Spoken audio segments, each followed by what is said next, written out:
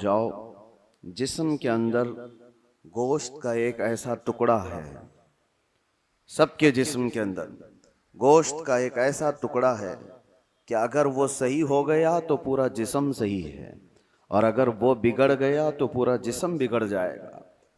وہ کیا ہے؟ الا وہی القلب، میرے آقا فرماتے ہیں آگاہ ہو جاؤ، وہ دل ہے، وہ دل ہے۔ دل اگر صحیح رہا تو پورا جسم صحیح رہے گا۔ سائنٹیفک طریقے سے بھی دیکھا جائے، جسمانی یا حیاتیات بائیولوجی کے اعتبار سے دیکھا جائے تو بھی جسم کے اندر دل کا بڑا مقام ہے۔ روحانی اعتبار سے بھی، اسلامی نظریے کے اعتبار سے بھی دل کا بڑا مقام ہے۔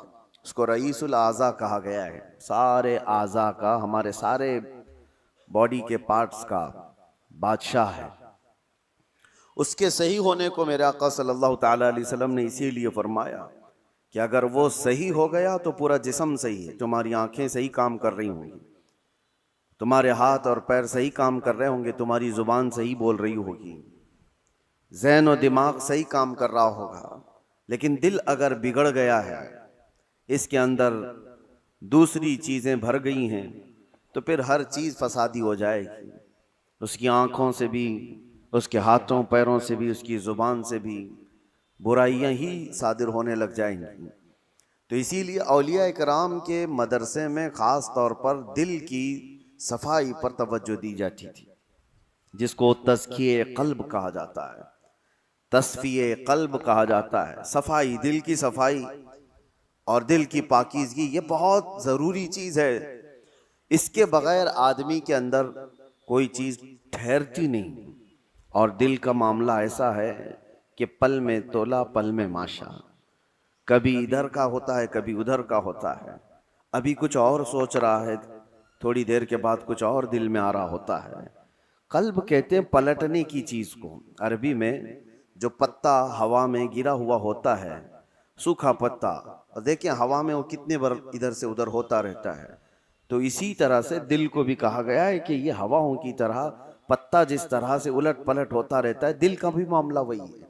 اور دوسری ایک حدیث ہے، اللہ کے رسول صلی اللہ علیہ وسلم ارشاد فرماتے ہیں، تم کیا سمجھتے ہو کہ دل تمہارے کنٹرول میں، تمہارے قابو میں؟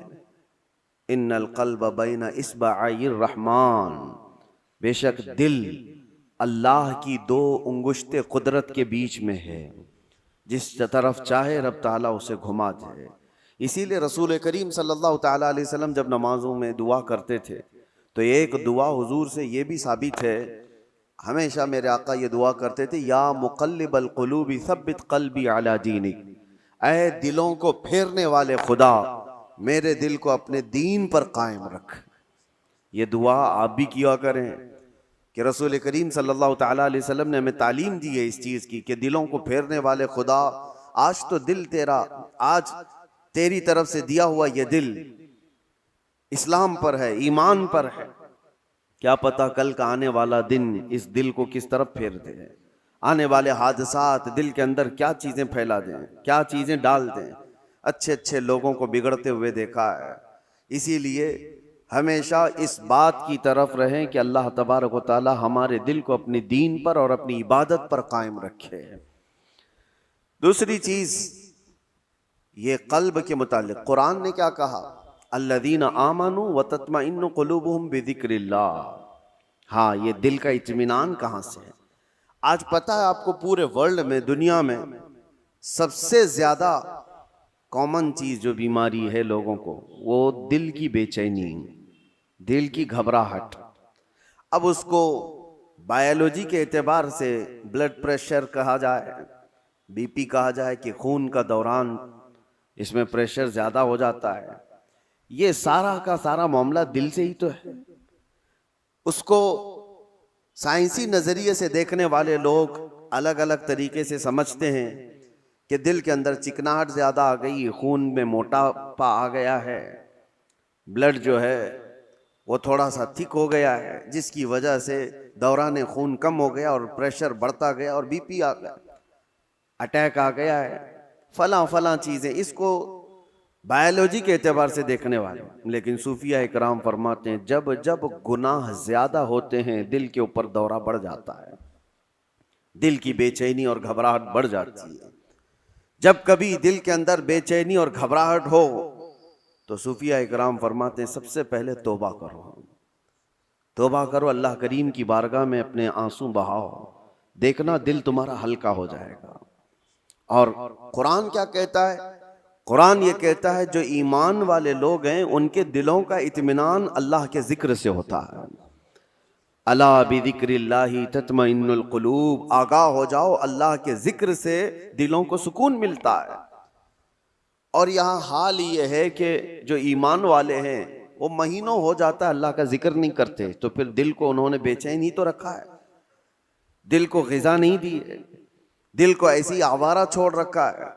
ارے میاں جسم کو صبح سے لے کر رات تک کھانا نہ دو تو یہ نڈھال ہو جاتا ہے، چکر آنے لگ جاتے ہیں۔ اگر 2-3 دن کھانا نہ دیا جائے تو جسم تو ختم ہی ہو جاتا ہے۔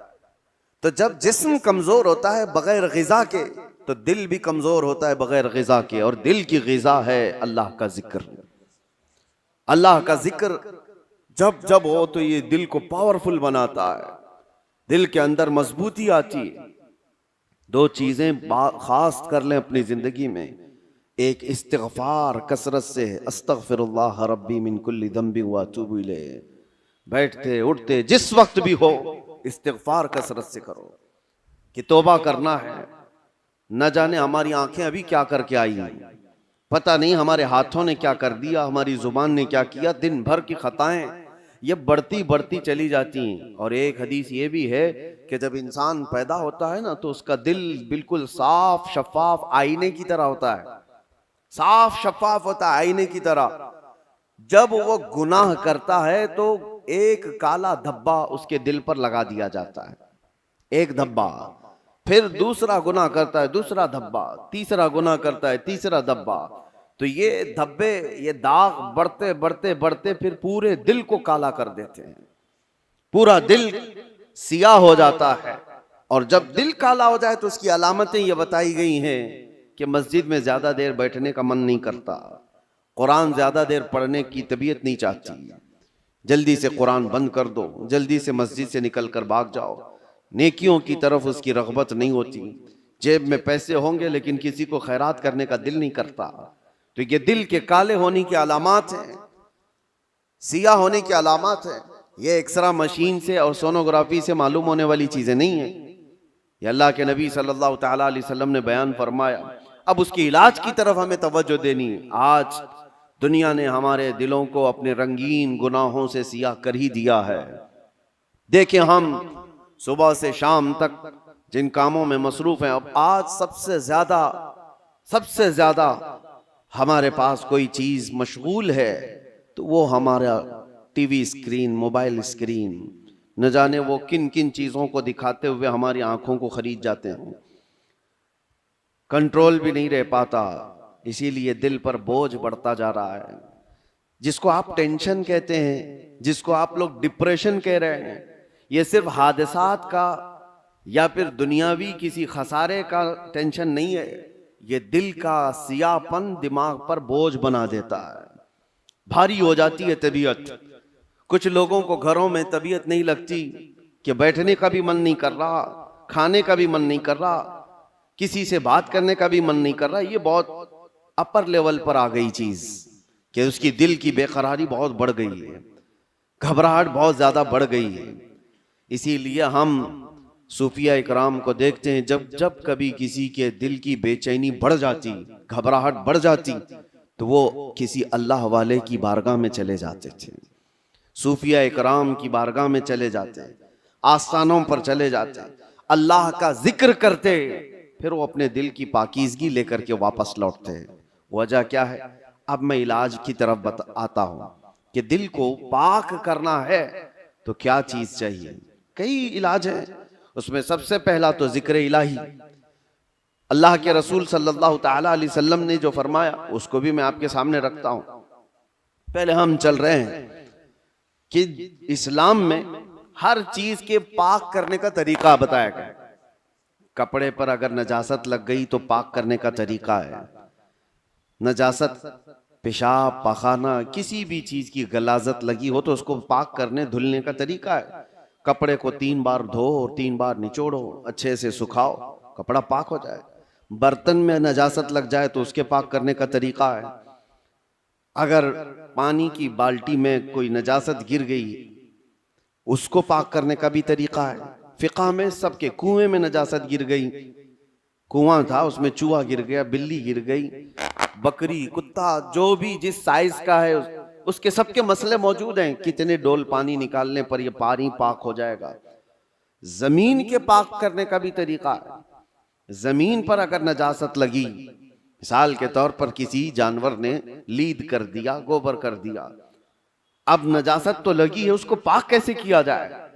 تو فقہ کا قانون ہے کہ زور بارش ہو جائے یا آپ تیزی سے اس پر پانی بہاؤ اور پھر تیز دھوپ پڑ جائے، زمین سوکھ گئی تو وہ زمین پاک ہو گئی، کیونکہ اب اس کو نچوڑا نہیں جا سکتا. زمین تو جہاں ہے وہی. تو اس کا قانون یہ ہے کہ تیز بارش ہو گئی اور تیز دھوپ پڑ گئی، سوکھ گئی زمین تو پاک ہو گئی. بارش نہیں ہے تو تیز پانی مار دیا اور اس کے بعد دھوپ لگنا ضروری ہے، تیز دھوپ اس کو لگی ہو تو زمین پاک ہو گئی. تو یہ نجاستوں سے پاک کرنے کے طریقے. اب آئیے میں آپ کو بتاتا ہوں. دل پر نجاست لگی ہو یہ کیسے پاک کیا جائے؟ گناہوں کے دھبے لگے ہوں، اس میں نہ جانے لالچ، غیبت، کینہ، بغض، عداوت، نہ جانے کیا کیا چیزیں بھر گئی ہوں. یہ نجاست پاک کرنے کا طریقہ کیا ہے؟ مولانا جلال الدین رومی مثنوی شریف کے مصنف فرماتے ہیں دل کو پاک کرنے کا طریقہ ویسی ہی ہے جیسے زمین کو پاک کرنے کا طریقہ ہے. زمین کو پاک کرنے کے لیے تیز بارش کا ہو جانا اور تیز دھوپ کا پڑ جانا کافی ہوتا ہے کہ زمین پاک ہو جاتی ہے. دل کو پاک کرنے کے لیے ذکر الہی کی بارش ہونا چاہیے اور کسی شیخ کامل کی تیز نگاہ پڑنی چاہیے، دل پاک ہو جاتا ہے. ذکر الہی کی بارش ہو تو پانی کی طرح اس کو دھل دیتا ہے، اور اس کے بعد کسی شیخ کامل اللہ والے کی نظر اس پر پڑے تو پھر اس کا دل اسی طرح سے سوکھ کر کے پاک ہو جاتا ہے جیسے زمین پاک ہو گئی. آج ہمارے لیے یہی تو مسئلہ ہے کہ ہم اپنا وقت اپنے دل کی پاکیزگی کے لیے نہیں نکال پاتے. ہمارے پاس یہ وقت ہی نہیں رہ گیا. ہاں اگر جسم کے اندر کوئی بیماری آ گئی تو پھر بھاگیں گے، دوڑیں گے، ڈاکٹرز کے پاس علاج کرائیں گے. میرے عزیزو یہ بے چینی اور بے قراری اور گھبراہٹ کا علاج ان کے پاس بھی نہیں. وہ ڈاکٹرز زیادہ سے زیادہ آپ کو نیند کی گولیاں دے سکتے ہیں ڈپریشن کم کرنے کے لیے، سٹریس کم کرنے کے لیے. آپ اچھے سے سو، گھنٹوں سوتے رہو. کسی کو سلا دینا یہ ڈپریشن کا علاج نہیں ہے. اور کچھ تو ڈاکٹرز کے پاس جا کر ڈپریشن کا علاج گولیوں سے لے کر کے آ گئے، اور کچھ اپنے ہاتھوں علاج کرنے کے لیے سگریٹ پینے لگ گئے، اپنے ہاتھوں علاج کرنے کے لیے وہ بیڑی گٹکا کھانے لگ گئے. ان کو یہ لگتا ہے کہ جیسے ہی ڈپریشن ہوگا، ٹینشن ہوگا، سگریٹ پھونکوں گا تو ٹینشن فری. اس سے 2 قدم آگے بڑھ کر کچھ لوگ شراب کی طرف چلے گئے، اس سے آگے قدم بڑھ کر کے چرس، افیون، گانجا اس پر چلے گئے. ان سب سے پوچھو تو ایک ہی جواب دیتے ہیں، ٹینشن فری ہو جاتے ہیں یہ لے کر کے. سگریٹ والا بھی، شراب والا بھی، چرس گانجے والا بھی، اس کو یہ لگتا ہے کہ یہ لینے کے بعد ایسا لگتا ہے میں ہواؤں میں اڑ رہا ہوں. اس کے بعد نشہ اترنے کے بعد پھر کیا ہوتا ہے؟ یہ تو اس طرح سے ہے کھجلی کی بیماری. جب تک کھجاتے رہو اچھا لگے، ہاتھ چھوڑ دو تو پھر جلن شروع ہو جائے، چمڑی چھل جائے. گناہوں کا یہی معاملہ ہے، کرنے کے وقت تھوڑی سی لذت لیکن وہ بڑے داغ دھبے چھوڑ جاتے ہیں. بے چینی اور بڑھ جاتی ہے، گھبراہٹ اور بڑھ جاتی ہے. میں نے تڑپتے ہوئے لوگوں کو دیکھا ہے جن کو نشہ نہیں دیا گیا، جو نشہ کے ایڈکٹ تھے، ان کو اگر اچانک روک دیا گیا تو پھر وہ ہاتھ پاؤں ایسے مارتے ہیں کہ ان کے ہاتھ میں چاقو آ جائے تو کسی کو مار بھی ڈالیں. ان کے پاس جو کچھ بھی آ جائے وہ سامنے والے کو قتل بھی کر دیں اپنے نشہ کے لیے. وجہ کیا ہے؟ دل کو اتنا بے چین اور بے قرار کر دیا انہوں نے دنیاوی یہ غلاظتوں سے علاج کرنے کے چکر میں کہ وہ دل کی بے چینی ہائی لیول پر بڑھ گئی. دل کی بے چینی اور بے قراری نشہ سے صحیح نہیں ہوتی، دل اللہ کا بنایا ہوا ہے، یہ رحمان کا بنایا ہوا ہے، علاج بھی اسی کے ذکر سے ممکن ہے، اللہ ہی کے نام سے یہ دل کو سکون ملتا ہے۔ اسی لیے مولانا جلال الدین رومی رحمۃ اللہ تعالی علیہ ایک بات اور بھی کہتے ہیں، خانہ کعبہ دیکھا ہے؟ خانہ کعبہ، توجہ چاہتا ہوں، خانہ کعبہ اتنا معظم، اتنا مقدس ہے کہ اس کے لیے کروڑوں مسلمان پوری دنیا کے اطراف و اکناف سے آ کر طواف کرتے ہیں، بوسے دیتے ہیں، سینہ لگاتے ہیں۔ یہ خانہ کعبہ اللہ کا گھر ہے، لیکن مولانا روم فرماتے ہیں ہے تو کعبہ، یہ ابراہیم خلیل اللہ کی بنائی ہوئی عمارت ہے، ابراہیم خلیل اللہ علیہ السلام کی بنائی ہوئی عمارت ہے کعبہ۔ اور وہ کہتے ہیں کہ کعبہ بنائے خلیل اطہر است، وہ دل گزرگاہ رب جلیل است، لیکن دل جو ہے مومن کا دل، اللہ کے رسول نے فرمایا قلب المؤمن عرش اللہ، مومن کا دل اللہ کا عرش ہوتا ہے۔ کعبہ ابراہیم خلیل اللہ نے بنایا، دل تو رب ذوالجلال نے بنایا۔ تو کہا ہے مولانا روم نے کہ کعبے سے بھی افضل ہے مومن کا دل، کعبے کی بے حرمتی اس سے بڑھ کر کے مومن کے دل کی بے حرمتی ہے، مومن کے دل کا مقام اور بھی بلند کیا گیا۔ اسی لیے میرے عزیزو، حضور پاک صلی اللہ تعالی علیہ وسلم نے جو فرمایا اتقوا فراست المؤمن فإنه ينظر بنور اللہ، اس کا مطلب کیا ہے؟ حضور نے فرمایا مومن کی فراست سے ڈرو، اس لیے کہ جب وہ دیکھتا ہے تو اللہ کے نور سے دیکھتا ہے۔ یہ کس کے لیے فرمایا گیا؟ وہ مومن صالح جس کا دل پاک ہے۔ ہوتا کیا ہے میں آپ کو بتاؤں، جس کا دل پاک ہے، اولیاء کاملین کی بارگاہوں میں جانے کے وقت ہوتا کیا ہے، آپ آئے ہیں، آپ آئے اور کوئی چیز آپ زبان سے کہا نہیں، لیکن میں ایک شیشہ لے کر کے بیٹھا ہوں، ایک آئینہ لے کر کے بیٹھا ہوں، آپ کے آتے ہی آپ کی پوری تصویر اس آئینے میں آئے گی کہ نہیں آئے گی؟ کچھ نہیں کہا آپ نے، بولا کچھ نہیں، اور میں آپ کی تصویر پوری آئینے کے اندر دیکھ سکتا ہوں۔ بزرگان دین کے دلوں کا معاملہ ایسا ہی ہے، وہ اتنا پاک دل ہوتا ہے، جو بھی سامنے جاتا ہے اس کے دل کی ساری تصویر ان کے دل پر چھپ جاتی ہے، وہ یہ تک بھی جانتے ہیں کہ یہ کیا چیزیں لے کر کے آیا ہے۔ ایسا نہیں ہے کہ یہ کسی اور طاقت و قوت سے، جادو سحر سفلی سے یہ معلوم کر رہے، بلکہ دل کی پاکیزگی اتنی ہے کہ سامنے والے کے دل کی تصویریں اس پر چھپ جاتی ہیں، دل پاک رکھنے کا اسی لیے حکم بزرگان دین نے فرمایا۔ آج سب سے زیادہ غلاظت اسی کی ہے ہمارے پاس۔ میں ایک اور بات آپ سے پوچھتا ہوں، یہ اللہ کا گھر ہے، مسجد ہے، مسجد میں کوئی اگر غلاظت لا کر کے پھینک دے تو کیا آپ برداشت کریں گے اسے؟ مسجد کے اندر کوئی پیشاب پخانہ اللہ ہزار بار نہ کرے معاذ اللہ لا کر کے ڈال دے تمہارے سامنے، تم برداشت کرو گے؟ آپ جھگڑ لو گے، تھپڑ لگا دو گے، اس کو نکال باہر کر دو گے کہ یہ اللہ کا گھر ہے، یہاں پر غلاظت کیسے ڈال دیا تو نے؟ جو مسجد کی صفوں پر غلاظت دیکھنے کو تیار نہیں وہ مسلمان پھر اپنے دل کو جو اللہ کا عرش ہے اس میں غلاظتیں کیسے ڈال رہا ہے؟ خود سے تو ڈال رہا ہے، نہ جانے کس کی محبت، نہ جانے کون کون سے غلیظ سوچے اس نے دل میں ڈال رکھا۔ اسی لیے حضرت صابر کلیری رحمت اللہ تعالی علیہ فرمایا کرتے، ایک دل ہے اس میں دو چیزیں نہیں آ سکتی، یا تو اللہ کی محبت آئے گی یا تو پھر انسانوں کی، اللہ رسول کی محبت ہوگی یا تو پھر انسانوں کی، دنیا کی محبت اور اللہ کی محبت ایک ساتھ دل کے اندر نہیں آ سکتے۔ تو تم یہ فیصلہ کرو کس چیز کو تم نے جگہ دے رکھا ہے، اپنے دل کو کس کے لیے کھول رکھا ہے۔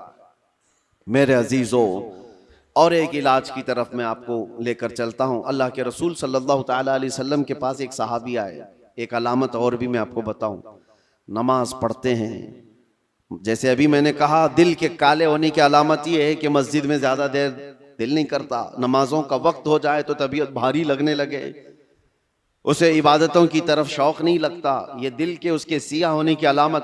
اسی طرح سے جب قرآن کی تلاوت ہوتی ہے نا تو پاک دل والے کی آنکھوں سے آنسو آ جاتے ہیں، صاف دل والا نمازوں میں ماہ ہو جاتا ہے، ڈوب جاتا ہے، اور دل کے اندر اگر گناہوں کا بوجھ ہو تو نماز بھی بھاری، وہ پیچھے سے چلانے لگ جائے امام صاحب کتنی لمبی قرات کرتے ہیں یار، یہ تو دعائیں کتنی لمبی لمبی مانگتے ہیں، ہمارا کام دھندا ہے، تمہارا دل کا بوجھ ہے جو تم 3 گھنٹے 4 گھنٹے میچ دیکھنے پر یہ نہیں کہتے کہ یہ کتنا لمبا چل رہا ہے، فلمیں دیکھنے پر کبھی یہ نہیں کہتے، لیکن مسجد میں 10 منٹ سے زیادہ کی اگر جماعت ہو جائے تو یہ بے چینی اور بے قراری کیوں بڑھ جاتی ہے؟ آپ کو پتا ہے وہ صحابہ اکرام جب نماز پڑھاتے تھے، حضرت معاذ ابن جبل فجر کی نماز میں انہوں نے پورے سورہ بقرہ پڑھا دی تھی۔ سورہ بقرہ 2.5 پارے کی ہے، آپ 2.5 صفحہ نہیں سن پاؤ گے، 2.5 پارے تقریباً انہوں نے پورے فجر کی نماز میں پڑھا دی۔ وہ صحابہ ماں ہوتے تھے سننے میں۔ اب جس بات کے لیے میں یہ کہہ رہا ہوں، نمازوں میں اگر بے چینی اور بے قراری بڑھ گئی ہے تو کیا کرنا چاہیے؟ ایک صحابی آئے تھے حضور کی بارگاہ میں، یوں کہا یا رسول اللہ صلی اللہ علیہ وسلم، دوسرے لوگ سب جو آپ کے پیچھے نماز پڑھتے ہیں تو روتے ہیں، گڑ گڑاتے ہیں، اللہ کو یاد کرتے ہیں، مجھے رونا نہیں آتا، قرآن پڑھنے پر مجھے اشک نہیں آتے۔ حضور پاک صلی اللہ علیہ وسلم نے فرمایا تمہارا دل سخت ہو گیا ہے، یہ فرمایا تمہارا دل سخت ہو گیا ہے، اس کو نرم کرو۔ کہا کیا کروں؟ کیا علاج میرے آقا نے بیان کیا۔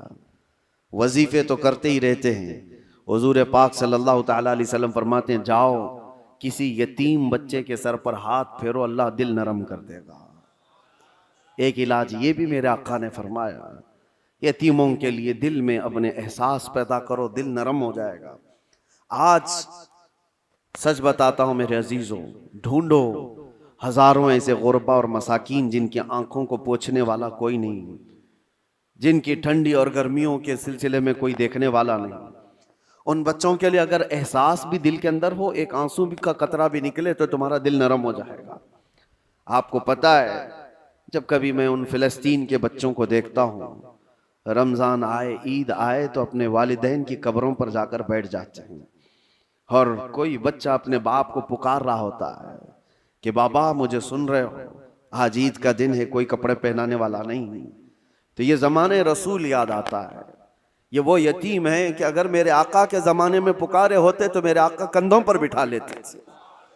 آج امت پر کچھ احساس نہیں ہوتا، ان کی چیخیں ان کی پکار کو سن کر کے سب ہم اپنے اپنے عیش میں مصروف رہتے ہیں۔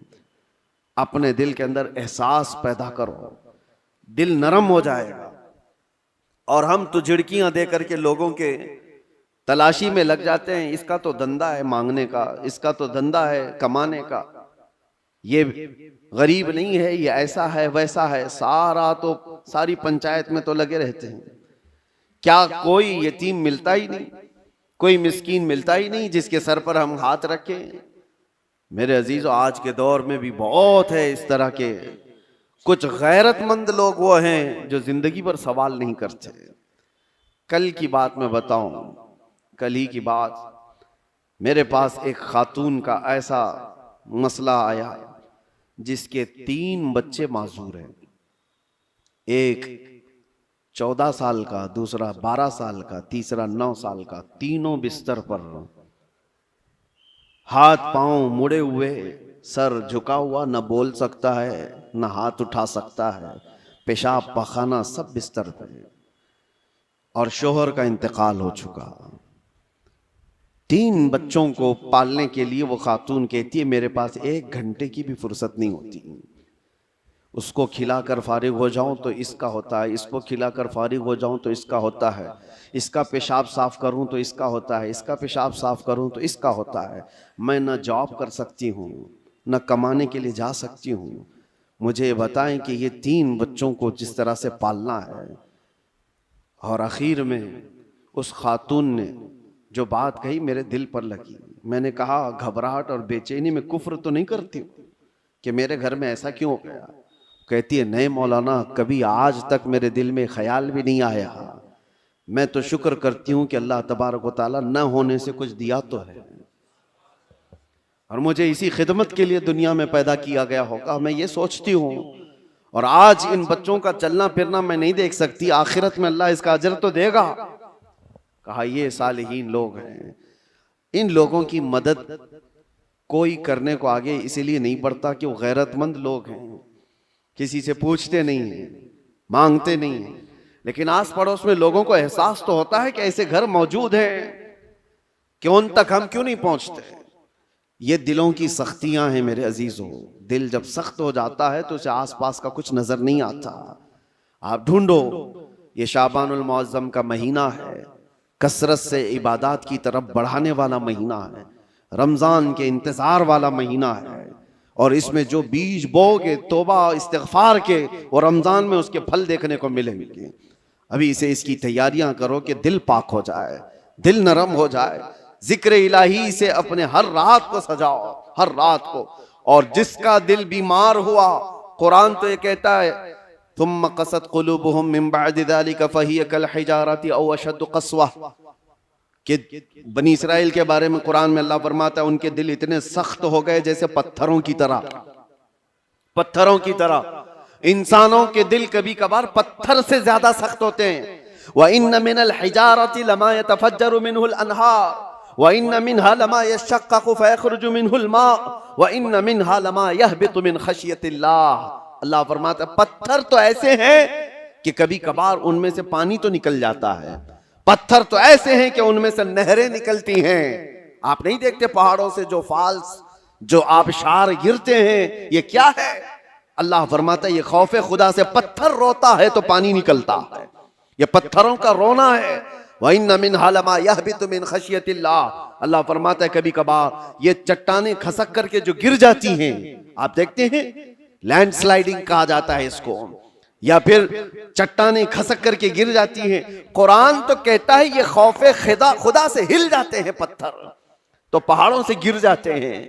اور انسان کا دل ایسا ہے کہ پتھروں سے زیادہ سخت ہو جاتا ہے. نہ اس کے آنسو آئے، نہ اس کا جسم حرکت میں آیا. یہ قرآن کی بات کہہ رہا ہوں. تو جب اتنا سخت ہو جاتا ہے دل، تو یہ بھی کہا گیا کہ انسان کا ہائی لیول کا جب سخت دل ہو جاتا ہے تو وہ اپنی ماں اور بیٹی میں اور بیوی میں فرق کرنا بھول جاتا ہے. وہ عام عورت میں، اپنی رشتوں میں فرق کرنا بھول جاتا ہے. حلال اور حرام کی تمیز اس سے نکل جاتی ہے، اور اس کو نماز اور غیر نماز کے اوقات میں کوئی فرق نہیں لگتا. یہاں تک کہ بڑھتے بڑھتے اسلام اور کفر کے بیچ کی دیوار کو بھی وہ ختم کر جاتا ہے. دل کی سختی آدمی کو، وہ دلوں کی سختیاں ہی تو تھی جو مکہ والے اپنی پیدا ہوئی بچیوں کا گلا مروڑ کر زندہ دفن کر دیتے تھے. وہ دلوں کی سختیاں ہی تو تھیں کہ وہ اپنی ماں اور بہنوں کو بازاروں میں لا کر کے بیچ دیتے تھے. وہ دلوں کی سختیاں ہی تو تھیں کہ قافلے کے قافلے لوٹ کر کے ان کو مار دیا کرتے تھے. دل جب سخت ہوتا ہے تو آدمی یہ تمام گناہوں کی طرف جاتا ہے. جتنے بھی کرائم بڑھتے ہیں، میں نے دیکھا ہے کچھ لوگ کرمنل وہ اس طرح سے سامنے والے کو قتل کر دیتے، مرڈر کر دیتے. یہ دلوں کی سختیاں ہیں. اور دل نرم ہو تو چونٹی کو بھی ہاتھ لگانے سے ڈرتے رہتے ہیں. آپ کے اندر اگر دل نرم ہے تو آپ جانور کو بھی مارنے سے کتراتے ہیں نہیں. اور دل سخت ہو جائے تو پھر اس کے سامنے کوئی تمیز نہیں ہوتی. اس لیے سب سے پہلے دل کا علاج کریں. اپنے دلوں کا علاج اللہ کے ذکر سے ہے. کثرت سے اللہ کا ذکر کریں. یا اللہ یا رحمان یا رحیم، دل مارا کن مستقیم. ہمارے بزرگان دین جب بیعت کرتے تھے تو سب سے پہلے یہ پڑھاتے تھے، اے اللہ، اے رحمان، اے رحیم، دل مارا کن مستقیم. میرے دل کو، ہمارے دل کو استقامت عطا فرما دے، ہمارے دل کو صراط مستقیم عطا کر دے، گھبراہٹ اور بے چینی سے آزاد کرا دے. تو یہ سب سے پہلے بیعت کرنے کے وقت بھی پیر و مرشد پڑھاتے تھے. اسی لیے کثرت سے پڑھو، یا اللہ یا رحمان یا رحیم، یا اللہ یا رحمان یا رحیم، دل مارا کن مستقیم، بحق ایاک نعبد و ایاک نستعین.